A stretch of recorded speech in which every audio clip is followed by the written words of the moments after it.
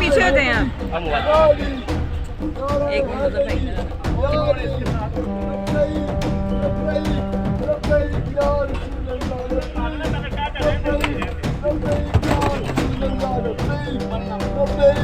तो भाई